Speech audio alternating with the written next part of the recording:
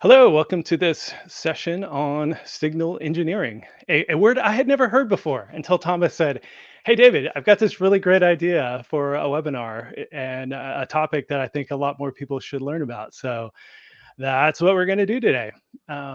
Did want to let Thomas and Marcus, both of you introduce yourself. Why don't we start with Marcus?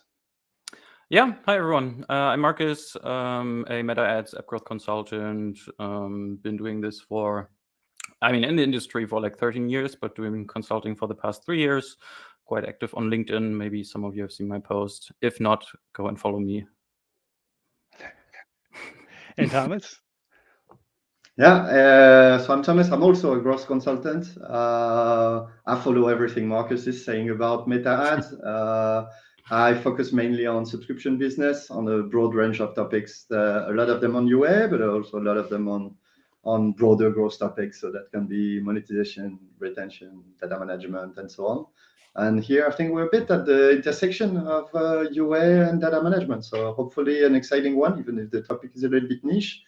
Yeah, very happy to share this talk with both Marcus and David. I think it's going to be great. Yeah. And I'm David Barnard, growth advocate at RevenueCat. I host the Subclub podcast where I've had both Marcus and Thomas on. Probably about time to get you back on, Marcus. And then Thomas, our annual summer session will be coming up soon. And of course, RevenueCat is the sponsor / organizer / benefactor of all of this stuff.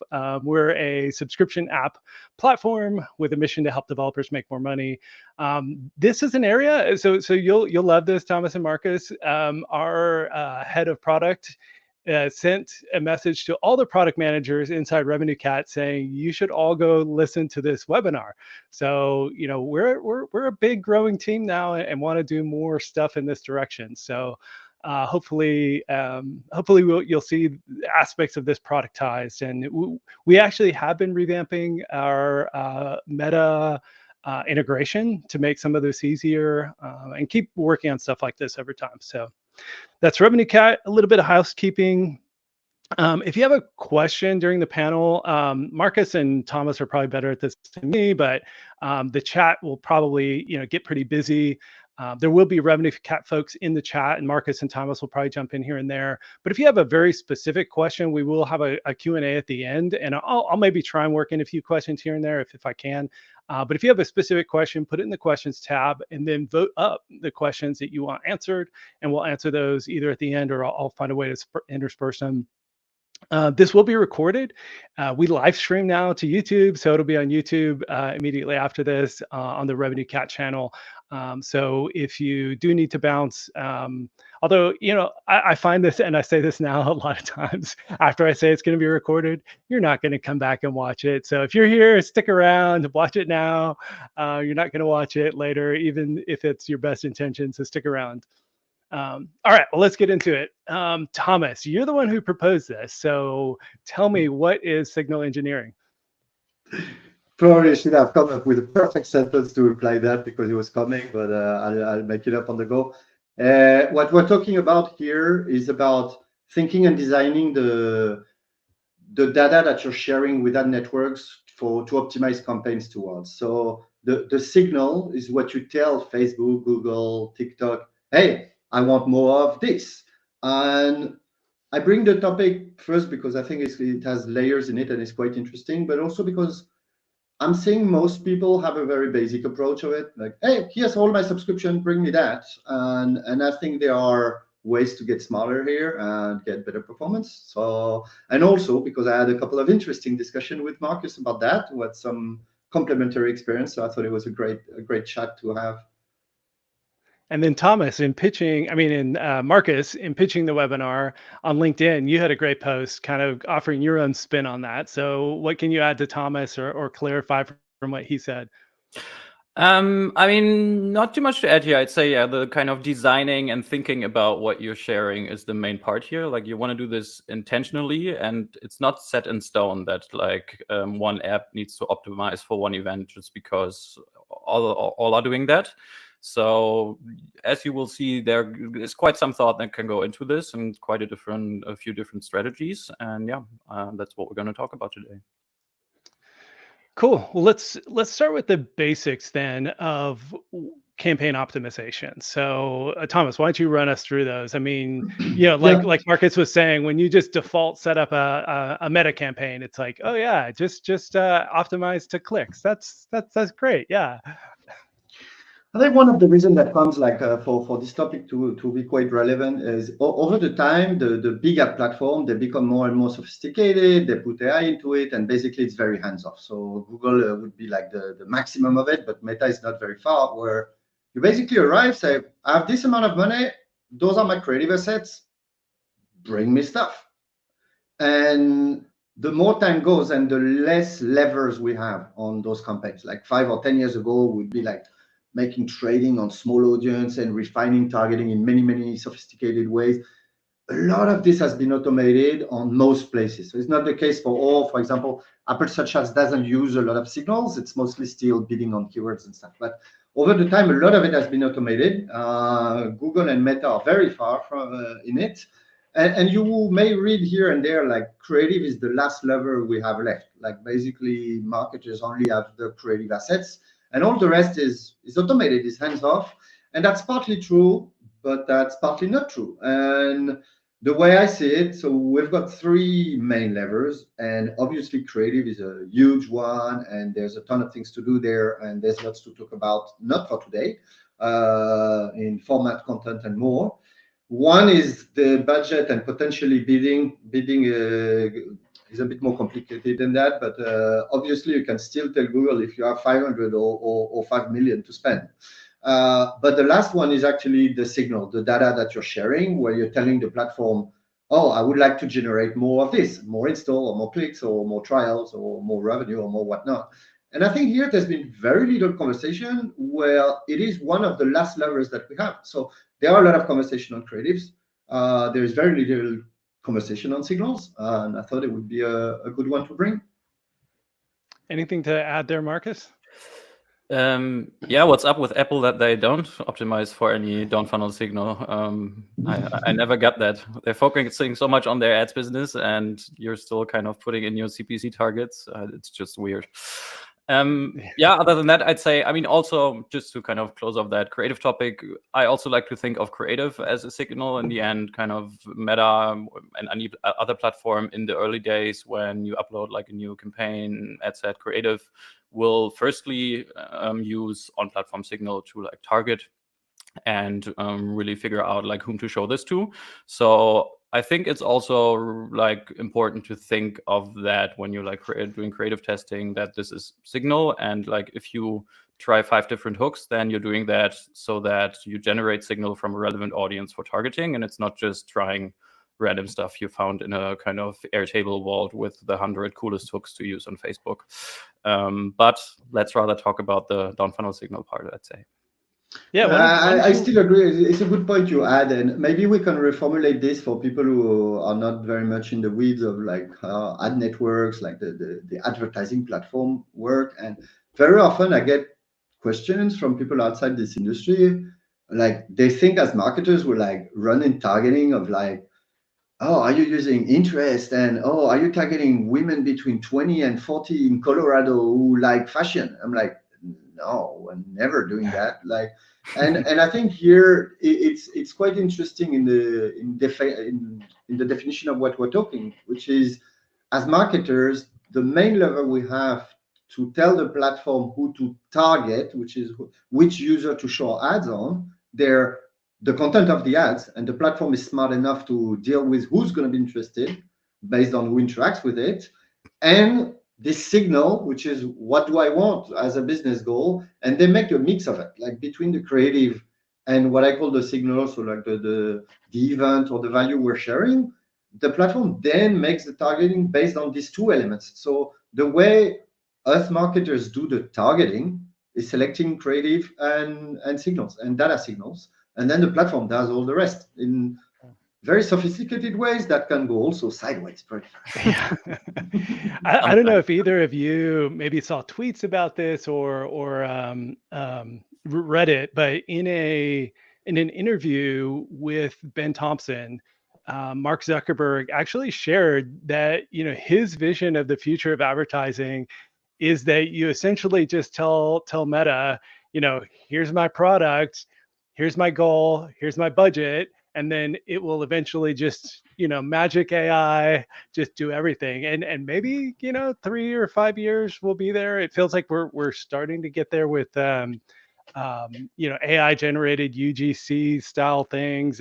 But then to your point, Thomas, it's like, even if we get to that point, you still want to be, you know, checking the math and making sure that it's not degrading your brand, and making sure that, you know, there should hopefully still be some levers of control that smart marketers will be paying attention to, and not just let the AI go completely amok. And I know it's kind of been a progression for the industry. You know, like 10 years ago, you were super deep. And then especially when Google switched to UAC, Thomas, you complained a lot. And I mean, you know, fair enough. Like, it's hard to kind of hand it off to the algorithm, and the algorithm doesn't always make good choices. The algorithm optimizes for Google as much as it optimizes for you. Will show, you know, bad place, put your ad in bad inventory because it's, you know, needs to meet, as long as it meets your goals, it's fine for them and more profitable for them. So anyways, yeah, I think this will continue to evolve, but at the stage we're at now, you're right. These are the two like most important things you can do, is creative, and then what signal do you pass back? So let's talk through next. You know, it's interesting before you switch. Like, so I'm not anti-AI. I just want to drive it properly. What I want with UAC is the ability to prompt it of, don't do that with my brand. But I still want the AI to do that job, basically because they are doing it much better than us, given the scale and the complexity. Mark had a very good point, though, in what you said. It was a little bit provocative, but we can see where he's going with this, with a lot more automation on the creative. And you just said it. It's like, just give me your product, your budget, and your goals, and I'll do everything. And today is all about these goals. So telling Facebook and the rest what is your right goal is actually a very critical point when even the creative gets more automated. Yeah. So I think you made my point of making this webinar. So thanks, Zoom. Yeah, good point. Good point. All right, so let's talk to the sources of signal. So we've talked about, you know, sending the signal back to the ad networks, but what signal? Where does that signal come from? And Thomas, I'll let you take it away. Yeah, a very interesting part of the conversation about the signal is what you send. What is this conversion? What is the trial? But actually, regardless of what it is it a trial? Is it value? Is it this? Is it that? How you send it also matters a lot. Like, and different platforms give you different options to share this data signal. Like, or some don't offer so many options, but so it depends a little bit.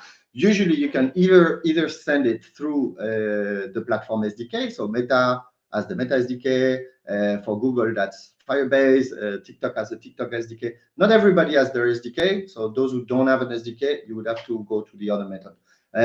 So that would be in many cases that it's a really good option, especially since you don't have if you don't have an MMP, then you can just work with the Meta and Google SDK. It's fantastic. One, because it's free, so that's one point for them. We'll get into benefits later, but that option is free. You just have to implement it. Many advertisers would send a signal not through those SDK, but through an MMP. So mobile marketing partner, that's like AppsFlyer, Adjust, Singular, Branch, others. So there are pros and cons in doing this. One of the pros is that you just have to define your signal once, and they share it with all the platforms. So that's that's a good one. The other one is that some platform, like for example, if you want to advertise with AppLovin, they don't have an SDK, so you're going to have to go through that other option. You can send the signal through Apple's SKAdNetwork network, so that's more of a complement than a replacement of the rest. It comes in parallel. And then some people would have a direct API where you don't need the SDK and you don't need an MMP. That's a bit of an edge case. I don't think it's going to be the main conversation of the day today, but like, can you give examples of those? Meta has one. Is like AppLovin maybe one example? To my knowledge, you can't advertise on AppLovin without an MMP, so I don't think that's the case, but maybe I missed it. On Facebook, you can send the data through an API without having the SDK nor an MMP, so that would be an option. For me, that's the most common one that I've seen. but there might be others. It's a bit of an edge case. This one is less common. Gotcha. And then the last point on here that you made in our notes was that mixing sources can be problematic. What did you mean by that? Let's talk about this. Yeah, that's so. I work with a bunch of other people who like see accounts, and many people would have the SDK and an MMP both sending conversion at the same time. And there are ways to make this work great, and there is deduplication and so on. But very often, especially early stage, when you start mixing sources and like not the same thing arrive under different name, there's filtering happening and the deduplication is not necessarily perfect. Different networks are good or bad with deduplication as well. On Google, you have to set it up properly. What is a primary conversion? What is secondary conversion? So, I mean, there are ways to send signals from different sources and have it set up well. But what I see very often are people having problems because they're sending from different sources and they mixed up. It gets messed up when the platform receives different things that they don't necessarily interpret properly. SCAD network is an exception here. So because it comes so much in parallel and it doesn't blend with the rest, there's not so much a problem. So typically on Facebook, you can have like either the MMP or the SDK sending data and have SCAD network in parallel. Usually that's not a problem. Using the SDK and the MMP at the same time requires a little bit more knowledge about how to do it right. And I wanted to mention it in the note because it's so common to have this problem, like to see this problem. And before we start working right, it's like, oh, okay, we would open on Facebook, you see this data signal in the event manager. And you would open the event manager and like there's red flags everywhere, events that are named bizarrely. So this is quite common. So I think it was good advice, practical advice. If you're not super sophisticated, pick one of the torsos, get started from there. You'll build up maybe later, but mixing it is probably going to create more havoc than good. Marcus, you seem to have thoughts there. And then let me interject here as well with our first question, because I think you'll enjoy speaking to this, Marcus, while you also kind of like speak to everything else Thomas said. And so the question is, which do you prefer for attribution? AEM via MMP like AppsFlyer, or using scan directly? AEM would have the shorter reporting delay, right? So yeah, why don't you mix in that question while you also give your thoughts on mixing signals? Yeah. I mean, let's start with that question from a participant here. Generally, I would advise to start with AEM just because it doesn't have all the like drawbacks of scan, meaning like the delay in events arriving and then having to pass privacy thresholds. And especially as you're starting out, that can be really a pain if you're like at small scale and then figuring out like basically what campaign performance actually looks like and enough signals arriving for your kind of campaigns in order to optimize then targeting properly. So my default is AEM, while I do see value in trying scan, especially now. I haven't actually tried the new version yet, but I mean, it's supposedly getting better. And I've seen accounts where then scan, due to how that signal arrives differently as an aggregate on campaign level, also targets completely differently. So you could use it kind of as a way to then broaden your targeting into different audiences. Of course, it comes with a whole lot of reporting headaches. So in the end, it would have to be really worth it for you to open up that bag. You specifically said AEM via MMP here. I'd say you might just as well do it through the Meta SDK, especially early on. It comes for free. You don't need to implement an MMP right away. With clients that have both, I tend to also test which one seems to be attributing more efficiently, because I definitely seen differences there. In the end, I'm sure that just comes down to how kind of the code is written for each of these. And then one of them just is better at kind of catching some of these identifiers they need for fingerprinting. But in the end, yeah, I found that sometimes the Meta SDK works better. Sometimes an MMP worked better for me.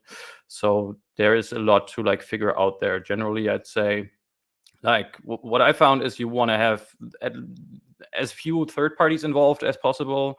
So I'm sure like people are working with additional like tools that they need to run their subscriptions. kind of the bigger, like the more logic is built into it and the more points where this could break there are, the clunkier it's going to get. And then that just means less of the events that are actually driven by meta are going to be attributed, which is usually the case. You will never see like a kind of one-to-one match in what meta is actually doing and what they're reporting. It's usually quite a bit below, which also comes down to view through not being reported by AEM. But that's something you need to kind of figure out in the early days. Like when you turn on a campaign, how many events are attributed to the campaign and how many are actually driven that you see in your backend, so that you can basically layer on a multiplier so that you know the true performance of a campaign.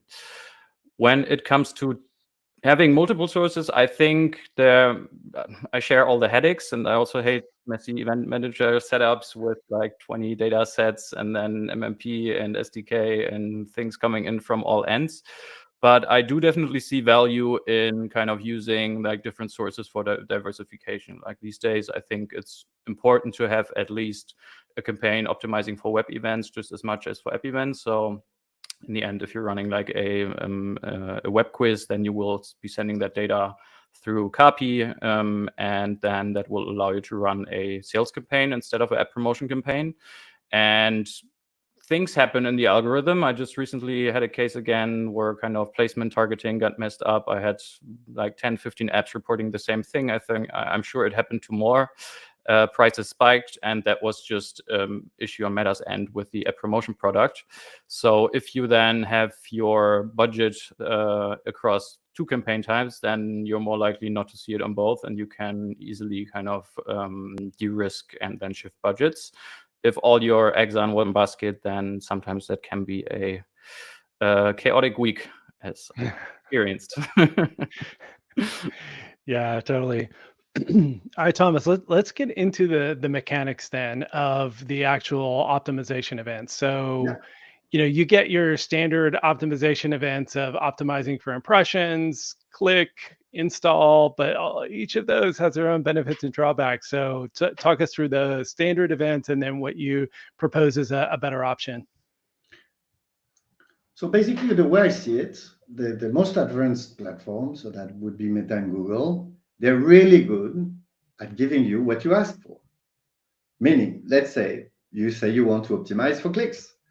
They give you a ton of clicks for a very good price per click, but they're going to cherry pick the clicks that are least likely to convert from a click to an install, or from a click to a sale.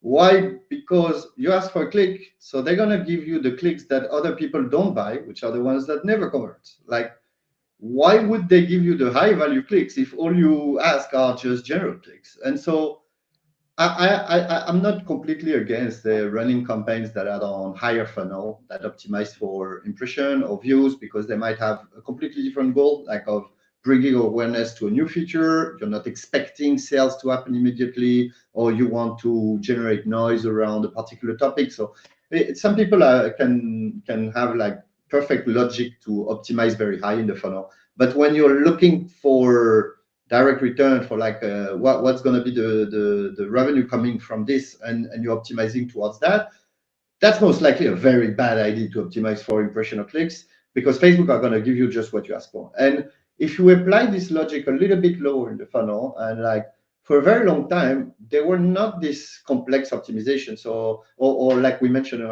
before, Apple is still at this stage. Let's say you say, okay, I want those installs. They're going to give you installs that don't convert, because they also preserve this inventory. Like so, and if you ask for an onboarding complete, they're going to give you onboarding complete that never start a trial. And if you ask for a trial, they're going to give you a trial that is less likely to convert than if somebody else is asking for, oh, what I want is a trial that is likely to convert and also likely to realize my activities, and also likely to not refund, and also likely to renew, and also likely to, I don't know, opt in the push notification and invite their friends and rate my apps. That is beautiful, but if like there's always a trade-off, it would be too easy, no? Otherwise, if I optimize for the perfect event that the 8 users of my app that are behaving the best for me to my interest, well, there's never going to be enough signal for the platform to optimize for. And this is why here the main trade-off is volume versus quality. So it's extremely likely that even if you're a small advertiser, you've got enough volume that you can optimize beyond an install. Like there might also be reason to run install optimized campaign, and maybe Marcus will quote one or two, but in most cases, even if you have a little budget, not a lot of volume, you may find an event that is lower down than the install. Even if you're a very large advertiser, you might not be able to go to very like extreme depth in funnel. And so there's this trade-off of quantity versus quality. Of I want a business event that I want an event that correlates with my business goal. I want something that really aligns with what creates value for me. Assuming the value here is revenue, you want something that is the closest as possible as money that will come in the future. And that's the problem, is that it's in the future. So you're kind of making bets. But you want enough of them that the platform is able to run this campaign properly. And there's not a magical number, but you definitely want this event to happen around at least 10 times per day per campaign. Like some people say 50 per week, some people say 100 per week. Like I think 10 is a good ballpark as a minimum. So if you're not sending at least like those 10 per day or 5 per day or 20 per day, the campaign is very likely to be unstable, even though your event is perfect. So there's no perfect event. The perfect event depends on your user behavior, but it depends on your capacity to actually send enough of those for the campaign to run properly. And that depends how you might have a lot of fragmentation in your account because you need to run locally, and so you need a higher event.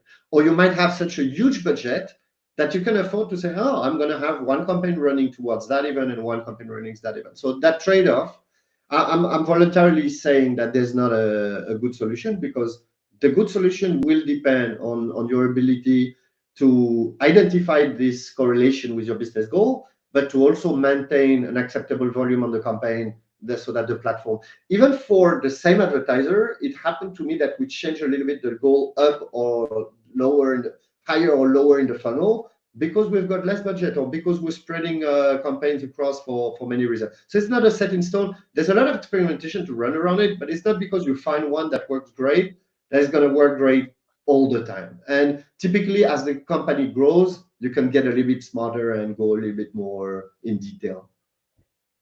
Yeah, and to add on to that, business goal can mean different things to different companies. And we're kind of primarily talking toward subscription apps, but in the notes, you also gave an example of a dating app where a dating app relies on a lot of people who don't pay to be kind of the like inventory for the people who do pay.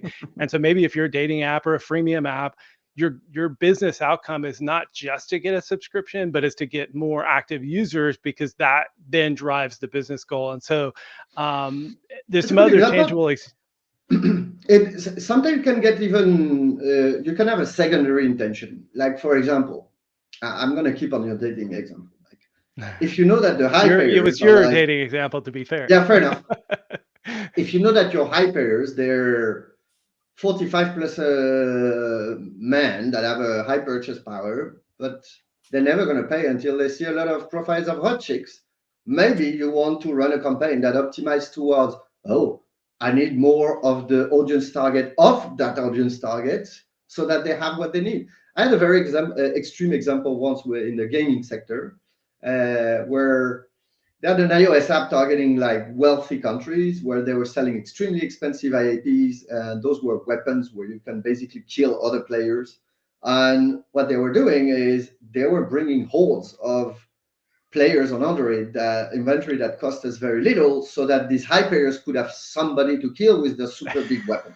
And obviously the two campaigns that were running were not optimizing towards, in this case, the same OS or countries. They are different countries as well, but obviously not towards the same goal. Like one campaign was like, oh, I need people who can just live on the game for 10 minutes so that the other one has somebody to kill. And the other campaign would optimize towards the purchase of this. So see, even within one company, like you can have multiple goals in dating, in marketplace, in gaming. Like there's many examples where you're not trying to drive just one kind of users to your app. There can be a variety of users. Yeah, and I think even if you're not like multiplayer and like your app is more like classic, just subscription app, then still there can be value in having multiple events to optimize for, to like broaden like whom you're attracting, and then some of them might convert quicker and like monetize quickly. Others do it in the long run. So over time, as you learn like which signals kind of convert into which behavior, then you can also make the decision of saying, hey, let's in the end optimize for both, because in the long run, that's going to help us address a bigger total addressable market. Yeah, well, let's dig deeper into exactly how you qualify those folks, and then especially since we are mostly talking into an audience of subscription app developers here, and most subscription apps these days do have a free trial. How do you engineer this signal for trials that are likely to convert when, as you were saying, Thomas, there is a time component too, of like you want the signal fed back into the algorithm as quickly as possible. You also want as much signal as possible. So, waiting 3 days on a 3-day free trial to get that conversion is often not practical. So how do you get the kind of signals that you need back into the platform of who actually is a good trial, who is a good user? Maybe one quick question on the previous one, Thomas. Install optimization for creative testing. Yes or no? I used to do it. I don't do it anymore. And for the same reason we just discussed here, that different events can attract different audience. But then if I'm running so it's obviously cheaper and you get the signal faster. So it's tempting to go on creative testing for install.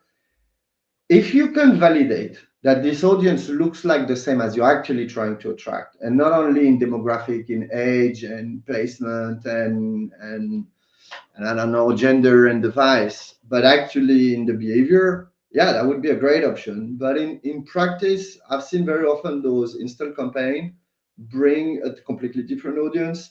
Sometimes good for audience expansion, especially when I'm starting to see fatigue inside like the core audience, and we're like, what creative works for other people, and then we'll figure out how to monetize them. But in most cases, I'd rather have my creative testing run on a very similar event so that the audience are more alike. I need the creative to work on the audience that works for me before I expand towards other audiences. So in most cases, I avoid running those these days. Same here. Yeah.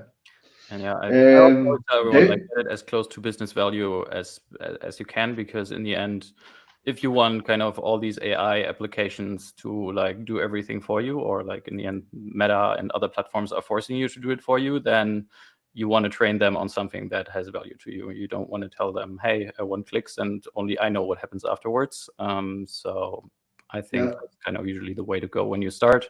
Anything else is definitely a lot more sophisticated. And I know there's people that need to go into other events just because in the end, optimizing for an event also creates more of a niche targeting. While if you then go upper funnel, then more people will be likely to take that action. So in the end, any meta marketing pro will always tell you like build a kind of consideration funnel and like run upper funnel awareness to feed that. I think that's just for big brands that can actually then measure how that stuff is doing. When you're early on, like optimize for what's actually gonna convert. So sometimes there is a little bit of experimentation, like when we want to see a completely new feature might attract a different audience, and then we'll figure out how this audience might be monetized. That can be an option. But that's, I mean, in the field, 95% of the time is not what people want to be working on. Like this expansion happens later at specific times, very specific release. In most cases, the problem is the opposite: is you already have found some kind of traction on an audience, and you just want to scale on it. You want it to monetize better. You want to acquire more traffic. You want to acquire cheaper traffic that's still monetized. So the typical question is elsewhere is just to not discard 100%. And yeah, I look back to David's question, which was pretty deep and a little bit complex. So I thought, I'm going to let Marcus on that, but that didn't work. So let's go at it. And I'm going to approach it a little bit differently so that we can recircle to it. And which is, Marcus already hinted at this. Depends really much where you are. Like, and we said like the event needs to happen enough. It needs to happen often enough. And here's like, do you actually see a major problem that is related to the signal? One could be, I'm optimizing for trials, which is a very common case. One of the most common cases for subscription, because it happens so often, so early. It's very convenient to optimize for all trials. And I still have clients who optimize for this and have very good success. I'm not saying don't do it, but let's assume you're optimizing for this very standard setup, and you're seeing very low trial to pay conversion coming from this part. Maybe it's just because your app is terrible or you're extremely expensive. But let's say just from Facebook, the trial to pay conversion is a problem. Then maybe that's the time to work on this data signal. Maybe I should work on this. If you're optimizing for trials and you're seeing great trial to pay conversion, well, don't bother with qualifying it. Just get along with it. That's completely fine. So it also has to start from a problem and not, oh, Thomas mentioned about going for qualified trials. Let's do that. No, you don't need to do it. Maybe it's a terrible idea. Actually, it depends on the case. But yeah, if you're seeing the traffic you're attracting from these campaigns is not as good quality as you would expect, as is the rest of traffic, or it tank at some point of time, like it worked for a while and suddenly it doesn't work anymore, and you identify that this step was the step, and any step that tanks that is after the optimization event, you might have an opportunity to improve through this signal engineering, through changing the event a little bit, because you're going to tell the platform, hey, stop sending me all the trials and start sending me the trials that matters to me.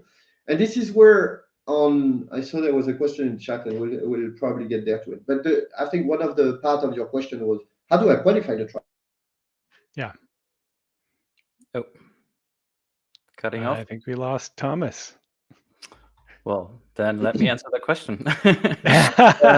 What I really like about Meta is that oftentimes you can already find answers to why maybe your down funnel metrics don't look as good in like data breakdowns. Oftentimes what's the case when you optimize for a trial is Meta gives you very young traffic because they love to start a trial. It's free when they start, but then they cancel quickly. And young traffic is cheap. So in the end, oftentimes you see very low cost per trials from young audiences. Meta pushes for them because they think, hey, this is great. They're not looking at what comes after. And that's then what's driving kind of you towards younger users who don't convert. And that makes your product metrics look bad, while, of course, that doesn't necessarily be the case. It might just be due to that audience targeting. So you have a few options here. Of course, you can just solve that through targeting. In Meta, you could very well exclude younger audiences. I mostly do that. So just targeting 25 plus. But of course, you can also tackle this from a qualified trial perspective, like what events do I want to send back to the platform so that it goes after higher quality ones.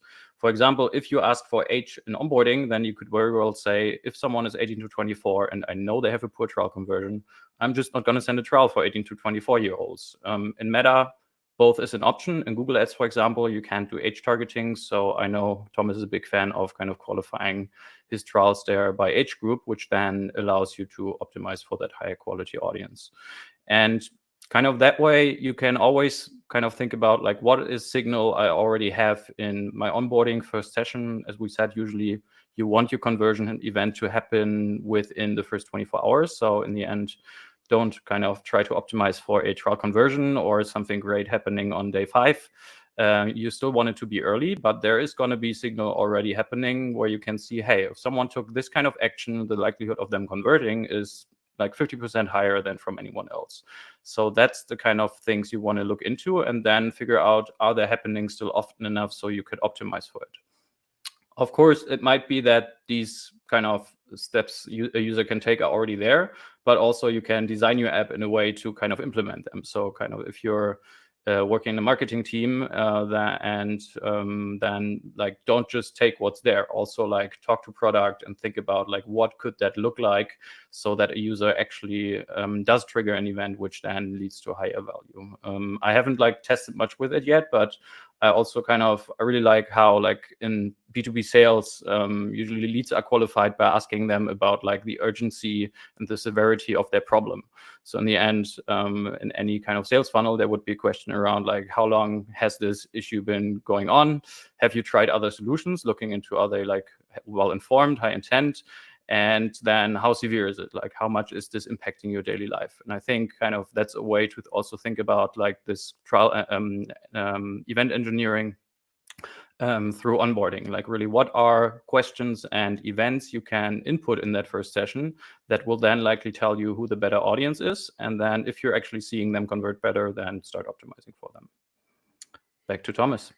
Yeah, Thomas, I don't know how much of that you heard, but it's okay to repeat. So why don't you give us your take on signal engineering for qualifying a trial? I got part of it, just the end. Sorry about the disconnection. Like I catch the part where you said a lot of the onboarding questions are actually useful, and it's true that without this, like the data that a user gives you without saying it, so that would be the device they have and where they connect from and so on, they can help. But there's a moment where the onboarding question is going to inform the best. Like that, and at the beginning, I was over reliant on other factors. I know people who go even further in the sense that they design the onboarding to have this information. It's not only, well, you start from there. No, what do I have? Does it make a difference? Like I'm going to take every step in my onboarding, and I'm going to look, does it create variance of the revenue per trial? So that would be mainly trial to pay conversion, but also refund, renewals, and so on. And like, what create variance? Oh, that question doesn't create variance. I'm not going to use it for you. And then you basically go and look for which question is discriminating, and then you might use it. The second thing I might add, and I'm going to take a guess that Marcus didn't say it, which is at the beginning, I made the mistake that I was like trying to identify the best user, the best audience, and send that to the network. The problem is that very often your best users, there are not enough of them. So I was filtering for the, let's say, the top 10% of users or whatever, which is also great research to run anyway. No, what differentiate them, how they behave differently, what they answer, and it's going to inform you a lot of things you can do in your product. But from a UA point of view, I'd rather think negatively, which is instead of looking for the best users, I'm going to say, what characteristic do the worst user have? The ones that always cancel no matter what. Like which question, because on the platform, we mentioned we need a minimum amount of volume. So let's say your budget today only allows you to send 20 events per day. Well, if you select the 10% and you only send 2 per day, it's not going to work well. But if you're able to remove the 3, 4, 5 that are the least likely to convert, so filtering negatively rather than positively is often for you a bit more efficient because you're just removing the worst decile 10%, 20%, 30%, rather than looking for the just. And also because if you filter from the top, you might restrict the audience that, okay, there is a great audience there, but it's a very small audience, so the campaign will be stuck at some point. So that would be my advice, actually. So yeah, look at your onboarding question for discrimination. Maybe come up with additional question for discrimination, but look at it from a negative standpoint. Like, what do users who convert the least have in common? And one thing that is very common is that you realize that users below 18 years old, they know exactly how to cancel trial and they don't have a lot of money, so they never convert. So one typical case of filtering trial or qualifying trial would be, well, instead, if I have asked the age of users and I realize that users below 18 or 21 have a terrible trial to pay conversion, then maybe I'm going to start sending the network only trials for users over 18 or over 21, over whatever your data is telling you. I don't want to pinpoint it at a specific age. Or maybe you run campaigns specifically on that audience that optimize towards another event. And you have a campaign, okay, everybody below 25, I'm going to optimize towards something else because there's still potential there, but not for a trial optimizing campaign. Technical question from me, since I'm the naive one here, but maybe some folks in our audience are asking themselves the same question. One, I'm assuming you can't send a negative signal to the ad network saying, don't send me folks like this. Okay, you're shaking your head. So the answer is no, you can't send a negative signal. So then where are you doing this filtering? Is this an algorithm inside the app itself where you're taking these signals and then feeding it back? And I guess, does that depend on whether you're using an MMP or AEM or the SDK or whatever? But talk me through some of the different setups that you would use to actually do this filtering of which events to send. So obviously, depending on how you share the signal, you have different possibilities. And so the Facebook SDK is not super flexible. Like you can tweak it, but it's rather a little bit more complicated than. And I have personally one case where we're using an MMP, but we're using the MMP API, not the SDK. And This offers a lot of flexibility because I'm able to filter whatever I want before the MMP even sees it. So that's very convenient and that's very flexible. Like, because a lot of things that are happening ahead. So it doesn't mean that it's not possible, especially with Firebase. There's a lot that you can do. Even with the MMP SDK, there's a lot that you can do. And even with the Meta SDK, there's a lot you can do, but it might be a little bit trickier. But there's a layer on top of what's happening here, which is the event actually happening from the device itself? So for example, an onboarding question happens on the device. I don't need to touch any API for that. I mean, I'm just going to program only share this event if this and these conditions are met, which could be if the device is not an iPhone 8 or if the user answered X or Y and not Z at this question. So you can do from the device, and then the SDK would pick it, whether it's the Meta SDK or the MMP SDK, and would share it to the ad platform. Now, and I see there's a question related to this, so I'm going to go for it. Some of these criteria, they may not come from the device, but from a server. And there is one that is extremely interesting, which is users who don't immediately auto-console. So a user would go through the onboarding and they would start a trial. And there are a number that is not trivial at all of people who would just right next go to their App Store settings, say, oh, cancel the auto renewal because I don't know yet if I'm going to want to pay or not, and then come back to the app and use the app. So a lot of us, we want to use this. This information is not coming from the device. Usually we get it from RevenueCat because it's kind of messy to get it from Apple. You can, but it's very messy. But it's coming from RevenueCat, it's coming from a server. So you have to have it coming back to the device and then send it to the network. And what Marcus said before, that when there are more intermediaries involved in any, and I'm not saying RevenueCat is not doing their job, but comparing to filtering an onboarding question that is on the device, the likelihood of this breaking is low. When you have the server event, the likelihood of breaking is medium because there's just server response, the app needs to be still open, a bunch of things. So it is workable, it's just not 100% perfect. It still works. Then you've got a SCAD network, which is even more complicated. Sorry? Which never works. No, it never works. But I don't know. I had a conversation last week about that, about the auto console. Yeah, we can send the auto console, no problem. But it breaks like big time. Yeah. I'll go with a funny story about the auto console because for me it was a no-brainer filter of, oh, I've got 30% of people who auto console the trial. I'm just going to send a trial that did an auto console in the first 20 minutes or whatever. So I'm delaying the event a bit, which comes with some complexity here, like because this event just happened with a criteria is I need to withhold the event until I verify 30 minutes later that the event wasn't canceled, and by that time the user might not reopen the app, so you can't send it back. So it's kind of, this is where it gets messy to do this.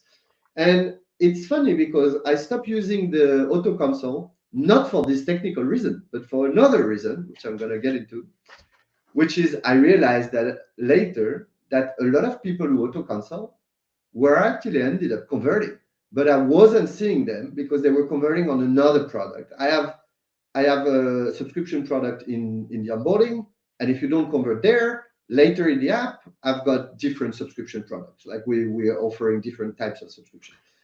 And we never realized that actually a lot of the auto cancelers is, they don't want to be caught by the purchase happening without notice. But a bunch of them, they love the app and they end up canceling on another thing. So yes, I was filtering out a lot of people who would never pay, but I was also filtering out extremely valuable users who actually didn't want to commit entirely, but used the app, decided to keep paying. And those users, they were not the majority, but they were very high value. And I was like, oh, I'm filtering very high value users coming back to a platform. I want to avoid this situation. Like, this is really a situation I want to avoid. So can you filter for the auto cancelers? Yes. Does it come with a couple of different drawbacks that are both technical and misfiring? Yes, but in some cases, it's still worth doing it. And this is why I don't want, like from the very beginning, we said different cases apply to different apps. And here, I stopped doing that in a couple of cases where it looks the most obvious case. Like on paper, it looks obvious, this one, but it's not as obvious. Yeah. Yeah. That actually leads me to another question I wanted to ask is that where are you looking for these signals? Like what's your preferred place to do that? Are you in amplitude or mixed panel correlating, who starts a free trial, cancels, and then comes back? What percentage do that? Where are you actually analyzing these signals? In the MMP, in product analytics, in a data warehouse? Yeah, what does that look like? So that's typically wouldn't be in the MMP because they don't have all the layers of criteria that I want to add. Like they don't have the answers to the onboarding until I program them because I need it. So typically you can filter a few things like device and all, but that wouldn't be the normal. The most normal place is product analytics. So that would be amplitude or mixed panel. Hopefully you're well connected with RevenueCat. So you have all information of behavioral, but also how the subscription react, because obviously it's not a natural that amplitude is going to have all the renewals, the cancel, oh, it's not a product, and so on. So if you have things set up properly between RevenueCat and product analytics is definitely the place to go. There are a bunch of cases where we actually do it in our own data warehouse, but those are sophisticated clients that have like very big data warehouse where everything is also probably is the way Duolingo would do it, and it's the way a maximum of 1 or 2% in the chat are going to do it. Like I'm not saying it's not a recommendable way to do it if you can, but the most common answer is going to be this is going to be an amplitude or mixed panel. The small reality behind it is that I'm never the one doing it. I'm telling what I want, and I have a data analyst doing it. So the truth is, I very rarely do that myself. I sometimes go because I see the data analyst didn't analyze 1 or 2 criteria that I've seen elsewhere be one that is discriminating. So I'm going to get into amplitude and I'm going to make my filter. But most of the case, I'm not even the one running. Marcus, we've been talking a long time. You must have a lot of thoughts. I'm still using the kind of still active on trial after like X minutes, hours. I guess also that behavior, if a person comes back, really depends on the app in the end. If you have like really strong retention and like people do keep using a lot, then it's probably more likely to happen than when you're a little bit earlier and there's maybe not as much going on in the long run. As we know, apps tend to have not the best retention. I've seen, for example, I recently looked into this with a client and we saw that within 10 minutes, 15% of people canceled out of all cancellations. And then by hour 10, it was already 30% of them. And that's kind of the cutoff points we chose to now try optimizing for that.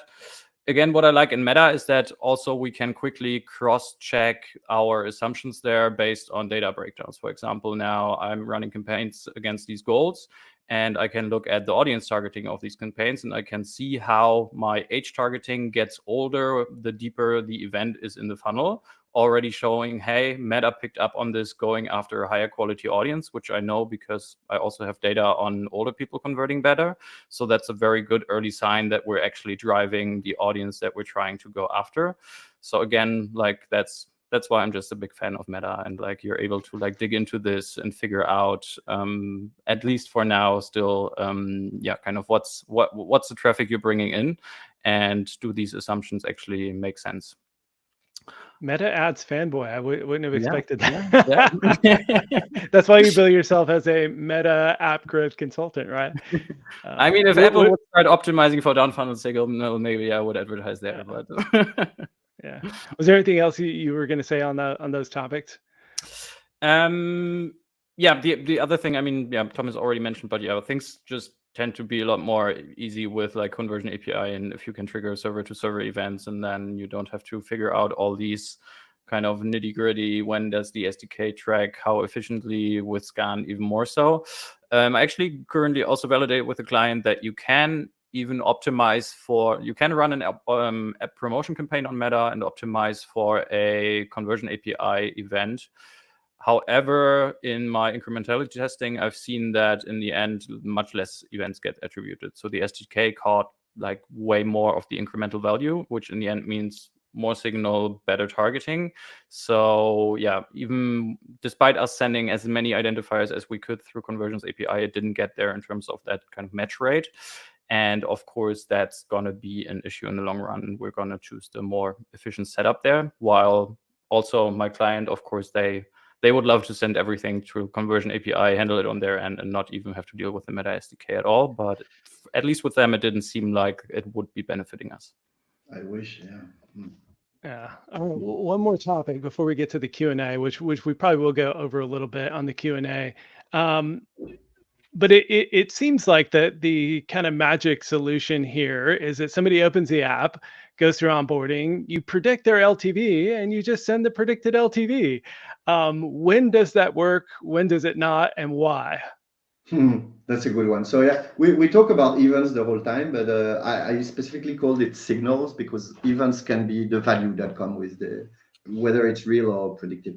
I hate sending the real value because it comes so late with the trial that it's useless by the time. So that's just where you want predictive value in there, and that's super powerful and obviously comes with some trade-off. So where it's great is that the events are very binary, and what we're trying to do here with this engineering is make this binary case a little bit better. I'm going to qualify this, I'm gonna restrict those, and so on. The value is obviously like an even more sophisticated way of doing it, because instead of being, oh yes, this user is 1 and this user is 0, I'm going to say, okay, this user is 0, that one is 5, that one is 20, that one is 100. First is you do need enough data that you can build these predictions, and these predictions, they can get sideways pretty fast. Like they can be wrong, just even if you have very good systems, because you're changing the product all the time, because you're changing monetization, you're introducing new subscription products that you don't know how they react, especially when you're trying to predict very long-term value, like sort of LTV. If you're trying to predict the trial to pay, probably a little bit easier because you don't have to deal with all the renewals that come so much later that you don't have so many of them. But the first requirement is that you need to have quite some sophistication in place to be able to predict if this user is going to convert or not. And no matter how sophisticated you are, it's not as easy as it looks. I mean, there are a few criteria that determine that there's more or less chance for someone to convert, but there's still a lot of hit and miss in there. And so we end up sending the wrong value. I got the anecdote, I'm not going to name them, but one network that is not Google or Facebook, they actually shut us down because, and we can't advertise with them anymore on value, because we were sending a predictive value of users who never generate any purchase. And they claimed that it was messing up with their system because then they believe this user have a value and they start sending them to other clients. I was like, yeah, that's great. I want this. That's my whole strategy. But they kicked us out. So I don't think we're big enough to mess up with their models, but you see why they would do it now, because I'm also sending a wrong value. And no matter the sophistication, it's going to be wrong. So one is you need to be able to predict the value, and it's not that simple. The second one is that value optimized campaigns, they can be very powerful, and I found really strong scalability on them outside of Meta, curiously, but that's another question, doesn't matter. Google has them, for example, on Google Android, on UAC Android, they're very powerful. Like on Google iOS, they're terrible, don't even try. Google even removed them for a while. They bring them back now, but on Android, on Google Android, they're extremely powerful. On some network, like on AppLovin, on Iron Source, they're also very powerful. But one, they require more data. Obviously, like they need more data point to figure out who are the high value users, who are the medium value users. So they typically require more data points. So you don't need 10 conversions per day. You need more than that, because you're going to need 5 of the high value, 5 of the medium value, 10 of the low value. Like it takes just more data. So that is a drawback. You can only run it on bigger campaign. And 2 is they have more volatility. Like they tend to react in unpredictable ways. Like I find that they bring a lot of value both in scale and in returns, but they're harder to manage. They go sideways very fast. The algorithm would make bizarre decisions even more than on the other campaigns. So they come with a bunch of risk because you're operating at a higher scale with a higher volatility. So sometimes it's hard to handle. In a perfect world, I would want to have both, because they may attract different people. And like Marcus mentioned before, when one goes sideways, I have the other one. So in a perfect setup, I want to have value because I want to run it in parallel. I want to have a little bit of both world. But yeah, so they're not like a silver bullet or let's all move to value. It's great. Like they're very volatile. That's the problem. Yeah, I also see them as kind of an addition, and I haven't cracked them for subscription apps yet. We tried, like the last time I really tried at like a company where I would have said we have enough data as at Blinkist.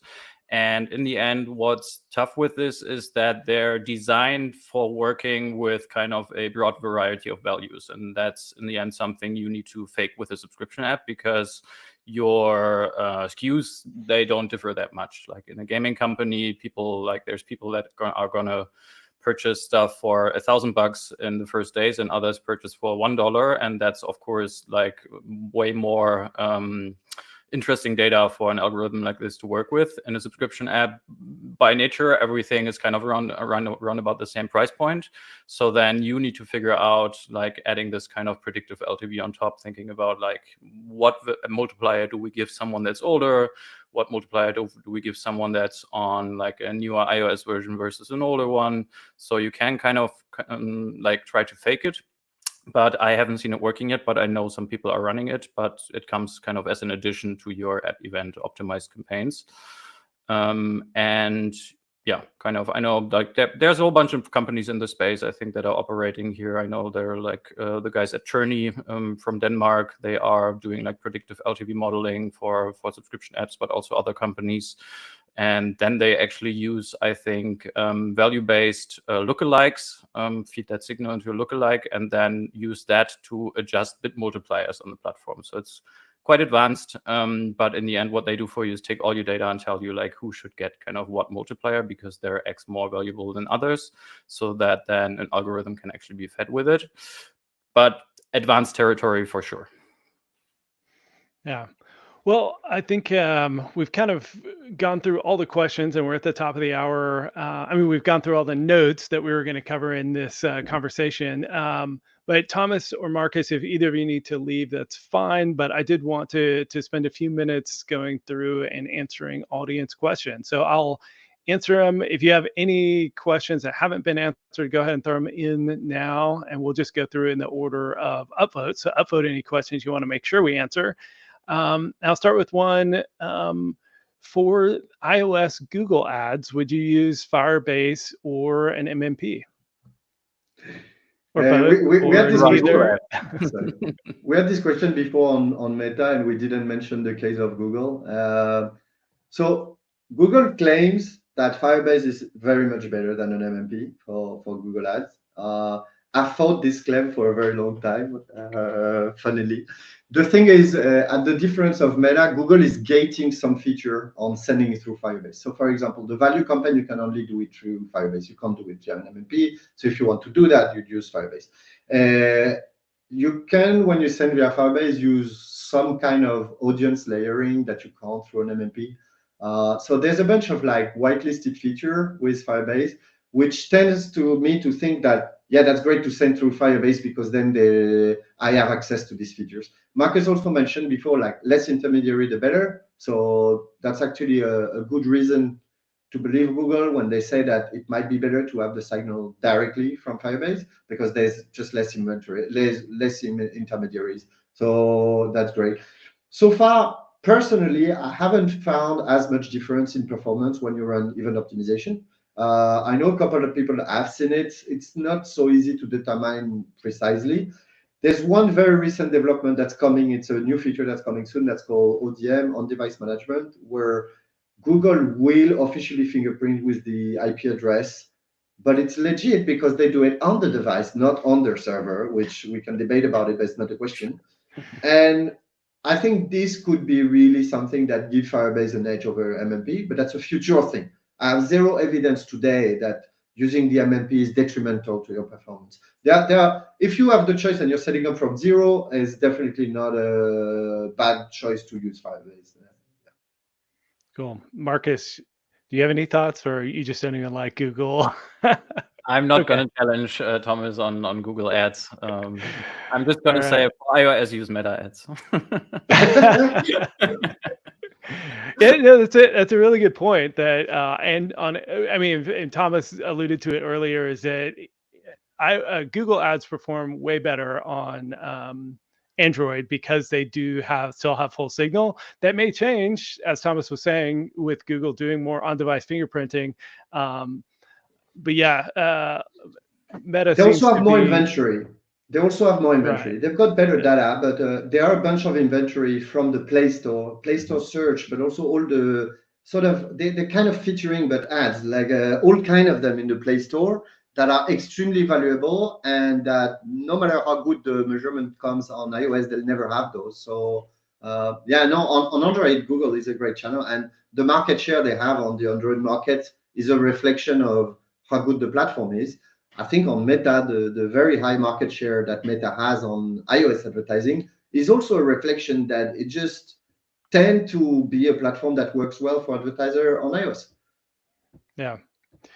All right, next question. When implementing Meta app event tracking for mobile apps, should we only send the event we're optimizing for example, purchases, or should we also send additional events such as app install, activate app, add to cart, complete registration, and level achieve to provide broader behavioral insights? So yeah, do you degrade signal by sending too many signals, or yeah, what do you do, Marcus? I would usually say like send more, because in the end that will allow you to do like deeper analysis on your campaign performance. Like there's always going to be these little quirks where you see there's a campaign which has a good cost per action that you're optimizing for, but then the funnel seems to break in some other point compared to other campaigns. And then that's the stuff you're looking for in terms of like how you're going to inform your creative strategy, and what kind of, you can look then again into like audience breakdowns, looking and like, I don't know, do older people drop off at a certain point, which again can inform like other parts of your like product development as well. So I'd say send more. The campaigns are gonna use the signal that you're optimizing for. So from that perspective, that kind of shouldn't break anything. Yeah, so my advice, send more, but then like don't overdo it. Like Meta isn't your product analytics, just like your MMP isn't your product analytics, and like you don't need to be sending 100 events in there, because that's not a level of granularity that you're gonna look at for your ad performance. So kind of a few key ones along your funnel can be super insightful. Gotcha. Next question. Have you started any campaign with Scan 4 and Meta? If so, have you noticed any significant changes in your events? Do you have several events configured for all the windows, or the same for all of them? I haven't. Thomas, have you? No, I haven't, so I don't have an Scan. answer to this.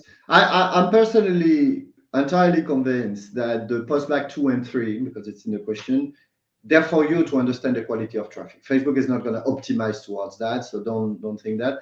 Personally, the setup, the Scan 4 setup that I've done, it's true that in several cases, I've done the same events on the different postbacks, but it doesn't mean it's necessarily the best case. It's just it made sense for me, and it makes easier to read the results that way. But I don't think it's necessarily, it's because it's going to be for you to report and understand on, make something that you can actually extract value from. But keep in mind that the optimization event is going to be the one from the first postback. Like that's the important one. I'll resist the urge to rant for 20 minutes on Apple building Scan and not actually providing a useful solution. But this is something I'm very frustrated about and have bugged Apple quite a bit about, because Yeah, like how's that they're the coming along? platform.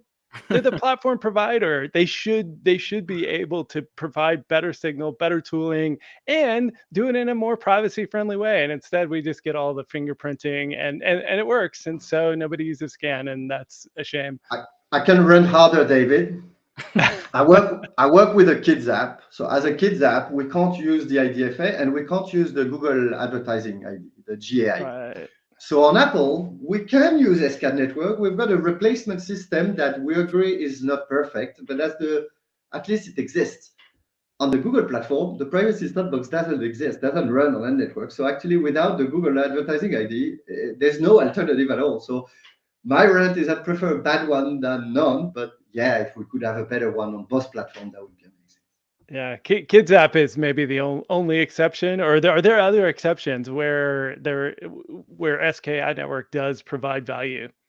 I know one case. I'm not sure I have the right to mention the name, but let's say it's a very big brand with some energy drinks that, for legal reason, does not want to share anything with a user level with Meta and Google. And so for them, having a SKAd network is actually the only alternative, just because some higher up in legal decided that the alternative was not an option, but that's pretty much of an edge case. Yeah. Unfortunate though that Apple's not done better with all this. All right, next question. So we can move on. Have you seen successful examples of multiple qualified trial events or even trial starts depending on conversion confidence, i.e. demographics, time/depth of engagement? I think we kind of covered this one, but if there's any additional thoughts. I'll add a thought that Marcus explained very well this question, but I'll add a thought that he mentioned, like, especially when we say we filter people and like the younger people tend to not convert and so on, that maybe I'm going to run like anyone over 25, like optimizing towards them, but I might run a campaign specifically for audience below this age. It's just I'm going to optimize towards a very different goal. So let's say my main campaign on qualified trials, I'm going to try to achieve $20 per trial. On the other campaign, because I know the trial conversion is so low, I'm going to try to achieve 5 or 10. So it's perfectly useful to have the non-filtered as long as you optimize it differently. And that's where it's not about finding the one best signal ever, but about utilizing them in different ways. We mentioned events and value, but here's a very good case as well, like the qualified trial on an audience and the other audience, but with a different bid level, for example. Yeah, Gotcha. Agree. And I'd say, like, I have seen cases where people did like optimize for like a number of events, like a trial start and then a qualified one and maybe another one. But in the end, like oftentimes, like really finding that event and proving that it does better is not that easy if you like run AEM campaigns and a promotion, because like it's not that you're going to get like a campaign identifier in the app and then it tells you, hey, user quality is higher. You have to like figure out through incrementality testing and the data you collect in onboarding, like, did we actually bring in an audience that now serves us better? And is that worth potentially even paying more upper funnel? Because that can happen. So like, it's definitely not like you can like now churn out 5 events today and then that's going to kind of make you scale. It will be hard to even just find one. All right, another SKAd network question. Does scan help with AEM signal? Facebook documentation officially states it doesn't use it, but we've heard it can help. Any hints as to whether scan does help, or do you think Facebook's documentation is correct that it's not actually taking that into account? Even if it doesn't help, it can't hurt. So I see no reason why not having a proper scan setup. Let's say it has 0 impact on the optimization, like Facebook claims, and it's a very real possibility. At least it gives you the option to compare. You know, you have the attribution settings where you can look at the scan campaign. Maybe you can compare a scan campaign and an AEM campaign on the same criteria, because then you have the second column. So personally, I don't see any case where it's going to hurt. So why not have it? Because it's giving you potential reporting and potential other campaigns to run, even if it doesn't improve the AEM performance. So I don't see why not do it. Yeah. I mean, I know AEM is working without scan, that's for sure. I'm not sure if it helps, but also for scan in the end also has view through attribution and AEM doesn't. So that can be a really good indicator of seeing like how many users are coming in view through. And the younger your audience, the share can be quite high. So then basically just having scan as an additional reporting point is kind of super interesting, and it's like not a big deal to set it up. Cool. Next question. Have you seen performance improvements with web to app campaigns on Meta or other platforms by implementing the respective platform's CAPI? And then define for me, what is CAPI, C-A-P-I, the acronym? So CAPI means conversion API. And it's in the old times, if you had a website, you would implement Facebook Pixel on the website. And if you had an app, you would install the Facebook SDK to send your conversion. What happens on the web part of things is that the pixel got less interesting as it gets filtered out by a bunch of browsers and people with ad blockers and cookie banners and so on. So the pixel only reports a part of because it's front end, no? CAPI, the conversion API, enables you to send all the conversion through the backend without all the first party. So obviously, from a legal point of view, you're only supposed to send what you have consent for. In practice, it's not necessarily how it happens. So CAPI is basically the backend version of the pixel. And if you're using a website, it's obvious that you should be using the conversion API and not the pixel. Maybe you can use the two in parallel, but you need the conversion API. On apps, we're usually using the SDK and or an MMP. Marcus did mention before that there are ways to send your in-app conversion through the conversion API as well, which in practice gives a lot of flexibility, but is not as reliable as the SDK and MMP. It creates glitches and stuff. So to relate to the question, I don't think you can compare web to app campaigns directly with app to app campaigns, but you can run campaigns that when you're not doing a long onboarding, you're just doing a short landing page and then it goes to the app, then you can send the event that happens in the app on a web campaign. And that's a very interesting one to run. For me, they're also a complement. I find very hard to compare the performance of one and another side by side, just because it's measured differently, the audience is different, like it's just another auction pool. So it's very hard, but definitely it's a scheme that is working very well for some people. I've also failed at making it work in a couple of cases, so it's not like the ultimate thing. But if you're gonna run campaigns that are not app promotion, you need the conversion API. If you run app campaign, Marcus already answered that it comes with some glitches. Yeah, and if you have like a quiz and you convert people on the web, then you should definitely have CAPI in place, because the pixel is not going to capture a lot of these purchases, and you can actually check in Events Manager your kind of event match quality on web. Facebook has a really good reporting around it, and they tell you, hey, we think this is your kind of match score, and we recommend sending these additional things so that we can increase it. And with a pixel, you might get up to like a 3 out of 10, while with CAPI, you can kind of go up to like 9. So definitely like add those identifiers so that Meta knows who's purchasing and can then attribute back to the campaigns. All right, here's a fun one that won't be controversial at all. What is your favorite MMP? And I'll add, and why? Or maybe a better question, so you can be more politic, is what are the benefits and drawbacks, or are there specific setups that work better with certain MMPs? Or yeah, what are your thoughts on selecting an MMP to do all this?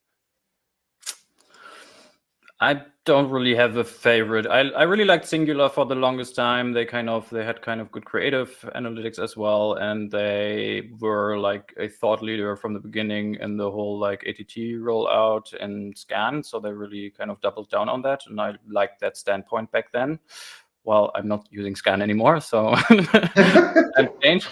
And then Adjust for me for the longest time. I mean, I'm from Germany. Many German apps used to work with Adjust. All the companies I worked for before did. What I never liked about them is that they didn't have a nice user interface. It was all just, you had to kind of pull data from the API and then visualize that on your own. If you just wanted to go in there, it was all just a big table and that was about it. They've changed that by now, so I don't really have a preference these days. AppsFlyer, Adjust, Singular. I'm open to any. For the record, I collaborate with 3 of them, so I need to be available. I personally believe that on the pure hard technical attribution side, the difference between them are not that significant. Like they all work as intended. They're not like, it's not like one is a complete failure or whatever.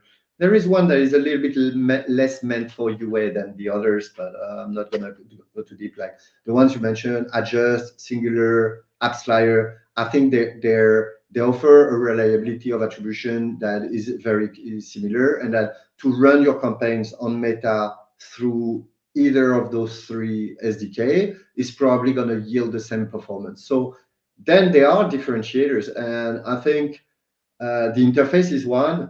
Singular was really good for a very long time there. Just has changed. Some people are very used to the AppsFlyer interface, so there's also a very personal feel of, oh, I like this, I understand this dashboard better, I'm going to pick that one. But UI is one, definitely. Pricing is one, definitely, because those tools, as you scale, they're not cheap.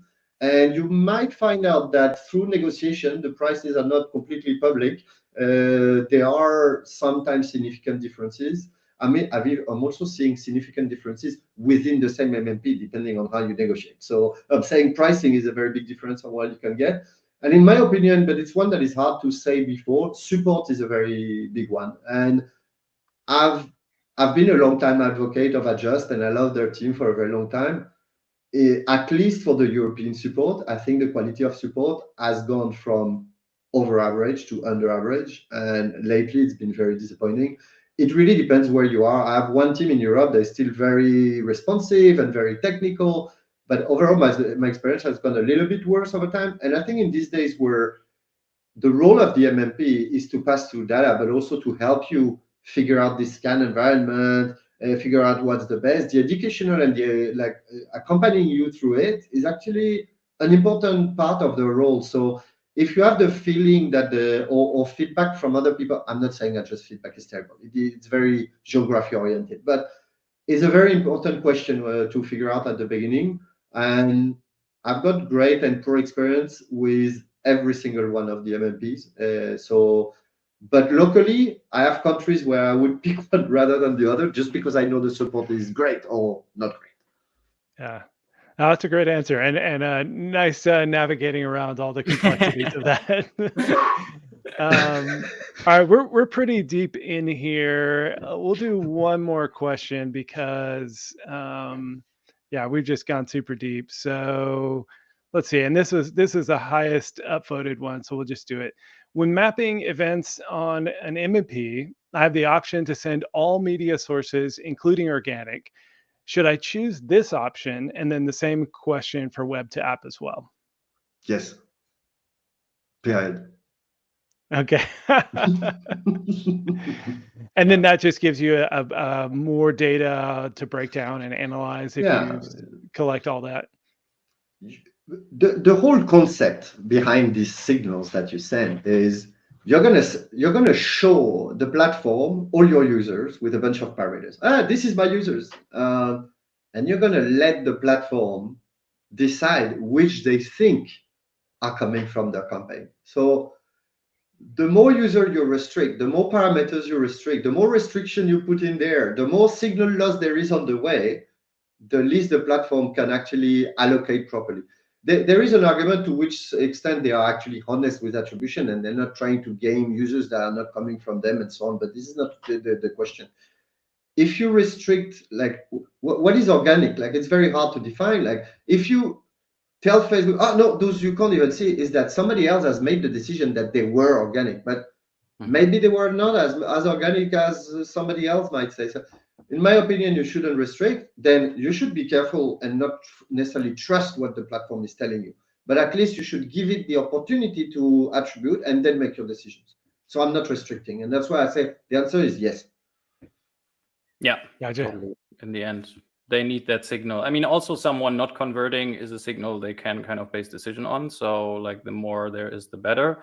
I did have cases recently where, like, while attributing through the Meta SDK within our campaign setup, because we are sending through 3 different sources, and as Thomas said, don't mix sources, it got a bit messy. There was duplication happening, and then we had to build in some logic where at least not every campaign receives all signal, because that was creating some chaos. But other than that, I'd say, yeah, don't in your MMP restrict each network, because then the MMP is calling the shots and they don't necessarily need to be. And then in the end, what you want to do is, again, cross-check what's attributed through incrementality testing and making sure that across all your ad networks, you don't attribute double as many conversions as they are happening in the app.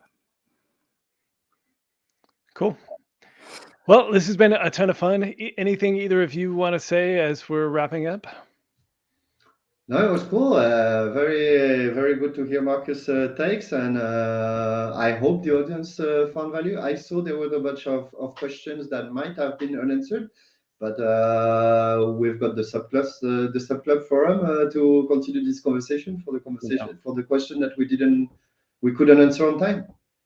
Haven't been there in forever, but yeah, let's kind of send them there and do an AMA. That was fun the last time I did it.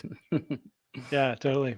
All right. Well, thank you everybody for joining. And Thomas and Marcus, thank you both so much for sharing. Both of you share so much on LinkedIn and Twitter and forums like this and in the Subhub community. So thanks for sharing so much knowledge to help other folks in the industry who don't, get to see as much as you see. So I appreciate you coming on.